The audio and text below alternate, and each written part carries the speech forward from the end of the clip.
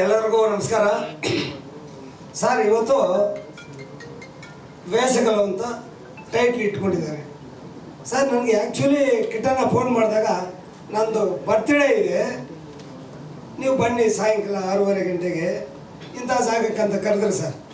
ಅದಾದ ನಂತರ ನಮ್ಮ ಪ್ರತಾಪ್ ಅಂತ ಯೂಟ್ಯೂಬ್ ಚಾನಲ್ ಇಟ್ಕೊಂಡಿದ್ದಾರೆ, ಅವ್ರು ನನ್ನ ಹತ್ರ ಬಂದರು, ಇನ್ವಿಟೇಷನ್ ನಾನು ಕೊಟ್ಟರು. ಸರ್ ನೀವು ಏನಾದ್ರು ತಿಳ್ಕೊಳ್ಳಿ, ಇನ್ವಿಟೇಷನಲ್ಲಿ ಎಲ್ಲ ಓದ್ತಾ ಬಂದ್ವಿ. ಲಾಸ್ಟಲ್ಲಿ ನೀವು ಒಂದು ಗೆಟಪಲ್ಲಿ ಬನ್ನಿ, ನೀವು ಒಂದು ವೇಷ ಹಾಕ್ಕೊಂಡು ಬನ್ನಿ ಅಂತ ಕರೆದಿದ್ರು ಸರ್.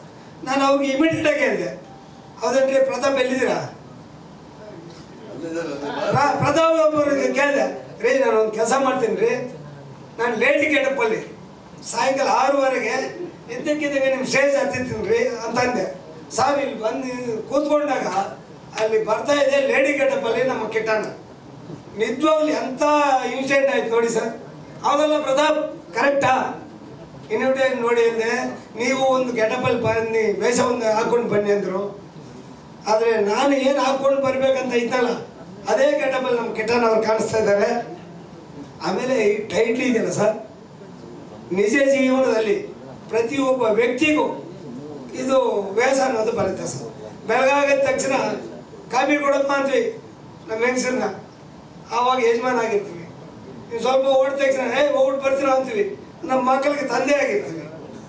ಅಲ್ಲಿಂದ ಬಂದ ತಕ್ಷಣ ಒಂದು ಆಫೀಸ್ಗೆ ಹೋಗ್ತೀವಿ, ಅಲ್ಲಿಗೆ ಹೋದಾಗ ಯಜಮಾನರು ಬಂದ್ರಪ್ಪ ಅಂತೇಳಿ ಅವರೊಂದು ವೇಷ ಕಟ್ತಾರೆ. ಅದಾದ ತಕ್ಷಣ ಎಲ್ಲೋ ಒಂದು ಕಡೆ ಹೋಗ್ತೀವಿ, ನಮ್ಮ ಅಧ್ಯಕ್ಷರು ಬಂದ್ರಪ್ಪ ಅಂತಾರೆ.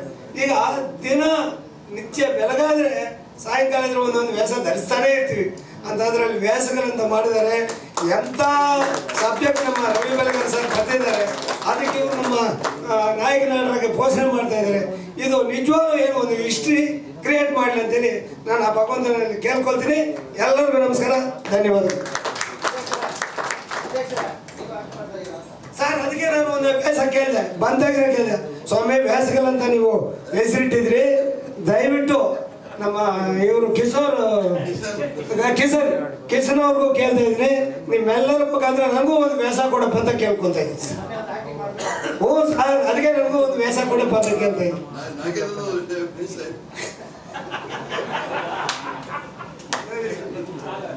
ಅಲ್ಲ, ನಾಗೇಂದ್ರನಂದು ಒಂದು ವೇಷ ಇದೆ, ಹೇಳ ವೇಷ ಇಲ್ಲ ಈಗ ಸದ್ಯಕ್ಕೆ ಸಶೇಷ ಪ್ರವೀಣ್ ಮಾತಾಡ್ತಾರೆ. ಎಲ್ಲ ವೇದಿಕೆ ಮೇಲೆ ಇರ್ತಕ್ಕಂಥ ಎಲ್ಲ ಆತ್ಮೀಯರಿಗೆ ಹಾಗೂ ಇಲ್ಲಿ ಬಂದಿರತಕ್ಕಂಥ ಎಲ್ಲ ಸ್ನೇಹಿತರಿಗೆ, ಪತ್ರಿಕಾ ಮಾಧ್ಯಮದವರಿಗೆ, ಈ ಒಂದು ಇವತ್ತು ಒಂದು ಡಿಫ್ರೆಂಟಾಗಿ ವಿಭಿನ್ನವಾಗಿ ಅಂತ ಒಂದು ಸಿನಿಮಾನೇ ನೋಡ್ದಂಗೆ ಆಯಿತು.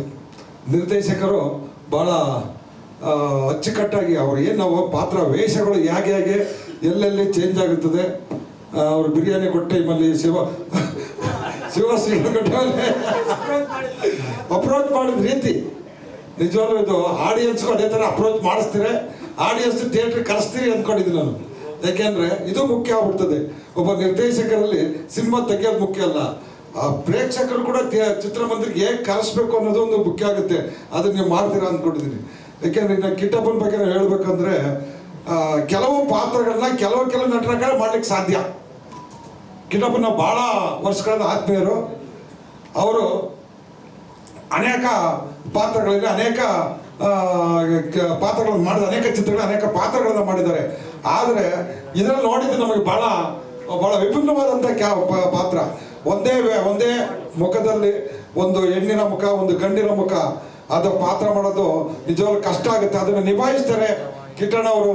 ನಿಭಾಯಿಸಿ ಈ ಒಂದು ಕನ್ನಡ ಚಿತ್ರರಂಗಕ್ಕೆ ಒಂದು ಇದನ್ನು ಒಳ್ಳೆ ಅವಾರ್ಡು ಕೂಡ ಬರೋ ಥರ ಒಂದು ಪಾತ್ರ ಅಂತ ನಾನು ಅಂದ್ಕೊಂಡಿದ್ದೀನಿ. ಯಾಕೆಂದರೆ ವೇಷಗಳು ರವಿ ಬೆಳಗೆರೆಯವರು ಬರೆದಿರೋ ಒಂದು ಕತೆ, ಇದನ್ನು ಕೂಡ ನಾವು ಓದಿದ್ದೀವಿ ಭಾಳ ವರ್ಷಗಳಿಂದ. ಕೆಲವು ನೆನಪಿಲ್ಲ, ಕೆಲವು ನೆನಪಿಲ್ಲ. ಯಾಕೆಂದ್ರೆ ರವಿ ಬೆಳಗೆರೆ ನನ್ನ ದೊಡ್ಡ ಫ್ಯಾನು. ಆಯಿ ಬೆಂಗಳೂರು ಅನ್ನೋ ಒಂದು ಚಿತ್ರನ ನಾನು ಮಾಡಿದ್ದು, ನಾನೇ ಪಿಕ್ಚರ್ ಪ್ರೊಡ್ಯೂಸ್ ಮಾಡಿದ್ದು. ಯಾಕೆಂದರೆ ಅವ್ರನ್ನ ಪ್ರತಿ ದಿವಸನೂ ಕೂಡ ಅವರು ಒಂದು ಯಾವುದೋ ಆಯಿ ಬೆಂಗಳೂರು ಯಾವಾಗ ಬರ್ತದೆ ಅಂತ ಗುರುವಾರ ನಾನು ಕಾಯ್ತಾ ಇದ್ದೆ. ಫಸ್ಟ್ ಮೊದಲ ಪೇಪರ್ ನಾನು ತಗೊಳ್ತಾ ಇದ್ದೆ. ಆ ಒಂದು ಅವರ ಒಂದು ಬರವಣಿಗೆ ಹೇಗೆ ನಮ್ಮನ್ನು ಹೇಗೆ ಆಕರ್ಷಣೆ ಮಾಡ್ತಿತ್ತು ಅಂದರೆ, ಅವ್ರು ಅದಕ್ಕಿಂತ ಮುಂಚೆ ಒಂದು ಬುಕ್ಕಲ್ಲಿ ಬರೀತಾ ಇದ್ರು, ಪಾಪಿಗಳ ಲೋಕದಲ್ಲಿ ಅಂತ ಹೇಳ್ಬಿಟ್ಟು. ಅದು ನನಗೆ ಭಾಳ ಇಷ್ಟ ಆಗಿತ್ತು. ಹೀಗೆ ಅವರು ಈ ಒಂದು ಕತೆ ಅವ್ರದ್ದಿದೆ ಅಂದರೆ ಭಾಳ ನಿಜವಾಗ್ಲೂ ಆ ಒಂದು ಪಾತ್ರಗಳನ್ನ ಭಾಳ ಮೋಲ್ಡ್ ಆಗಿ ಜನಗಳು ಇಷ್ಟಪಡೋ ಅಂತ ಒಂದು ಕಥೆಯನ್ನು ಮಾಡಿರ್ತಾರೆ. ಏನು ಈ ಚಿತ್ರತಂಡ ಈ ಚಿತ್ರವನ್ನು ನಿರ್ಮಾಣ ಮಾಡಿಕೊಂಡು ದೇವರು ಈ ಚಿತ್ರವನ್ನು ಗೆಲ್ಲಿಸಿ ಇಡೀ ಚಿತ್ರರಂಗಕ್ಕೆ ಒಂದು ಒಳ್ಳೆಯ ಯಶಸ್ಸನ್ನು ತರಬೇಕು. ಇಡೀ ಚಿತ್ರ ನೋಡ್ತಿದ್ರು ಕೂಡ ಕರ್ನಾಟಕಕ್ಕಲ್ಲ ನಮ್ಮ ಭಾರತಾದ್ಯಂತ ಪ್ರಶಸ್ತಿಗಳು ಬರೋಂಥ ಒಂದು ಚಿತ್ರವನ್ನು ಮಾಡಬೇಕು ಅಂತ ಕೇಳ್ಕೊಳ್ತೀನಿ. ಕಿಟ್ಟಿಯಣ್ಣನ ಆತ್ಮೀಯ ಗೆಳೆಯರಾದಂತಹ ಪ್ರವೀಣ್ ಶೆಟ್ಟಿ ಸರ್ ದಯಮಾಡಿ ಅವ್ರ ಬಗ್ಗೆ ಮಾತಾಡಬೇಕು ಅಂತ ಈ ಮೂಲಕ ಕೇಳ್ಕೊತಾ ಇದ್ದೇನೆ. ಎಲ್ರಿಗೂ ನಮಸ್ಕಾರ, ಮಾಧ್ಯಮ ಮಿತ್ರರಿಗೂ. ನನಗೆ ಇಲ್ಲೊಂದು ಹೆಮ್ಮೆ ಅಂದರೆ, ನನಗಿಲ್ಲಿ 3 ಜನರ ಜೊತೆ 30 ವರ್ಷದ ಒಡನಾಟ ಇದ್ದಿತ್ತು. ಒಂದು ಶ್ರೀನಾರಾಯಣ ಕಿಟ್ಟಿಯವರು, ಹಾಗೆ ಕಿಶನ್, ಹಾಗೆ ನನಗೆ ಕತೆ ಬರೆದಿರೋ ರವಿ ಬೆಳಗೆರೆ ಸರ್ ನಮ್ಮ ಬಾಸು, ಅವ್ರ ಜೊತೆನೂ ನನಗೆ 30 ವರ್ಷದ ಒಡನಾಟ ನನ್ನ ಜರ್ನಿ ಆಗಿತ್ತು. ಇದು ಕಿಶನ್ಗೆ ಕರೆಕ್ಟಾಗಿ ಸೂಟಾಗಿ ಅವರು ರವಿ ಬೆಳಗೆರೆ ಸರ್ ಅವಾಗ ಬರ್ದಿದ್ರು ಅನ್ಸುತ್ತೆ ವೇಷಗಳು. ಯಾಕಂದ್ರೆ ನಾನು ಒಂದು 30 ವರ್ಷದ ಜರ್ನಿಯಲ್ಲಿ ನಾನು ತುಂಬಾ ನೋಡಿದ್ದೀನಿ ಅವನ ವೇಷಗಳನ್ನ. ನಾನಾ ವೇಷಗಳು ಯಾರು ಹೇಳಿದ್ರಿ, ಈಗ 100 ವೇಷಗಳನ್ನ ಹಾಕೊಂಡು ಬಂದ 100 ವೇಷಗಳನ್ನ ಅವ್ನು ಹಾಕಿರೋದು ನೋಡಿದೆ. ಅವನಿಗೆ ಒಳ್ಳೇದಾಗ್ಲಿ. ಯಾಕೊಂತ ಅವನು ತುಂಬಾ ದೊಡ್ಡ ಕನಸಿದೆ, ಸಿನಿಮಾದಲ್ಲಿ ಏನಾದ್ರು ಒಂದು ಸಾಧನೆ ಮಾಡಬೇಕು ಅಂತ ಬಹಳ ಹೋರಾಟ ಮಾಡ್ತಾ ಇದ್ದಾನೆ. ನಿಮ್ಮೆಲ್ಲರೂ ಆಶೀರ್ವಾದ ಅವನಿಗಿರ್ಲಿ, ಅವ್ನ ಪಾಪ ಒಳ್ಳೇದಾಗ್ಲಿ ಅಂತ ನನ್ನಂತೂ ತುಂಬ ಹೃದಯದ ಆರೈಕೆ ಇದೆ. ಕಿಶನ್, ಗುಡ್ ಲಕ್, ನಿನಗೆ ಒಳ್ಳೇದಾಗ್ಲಿ.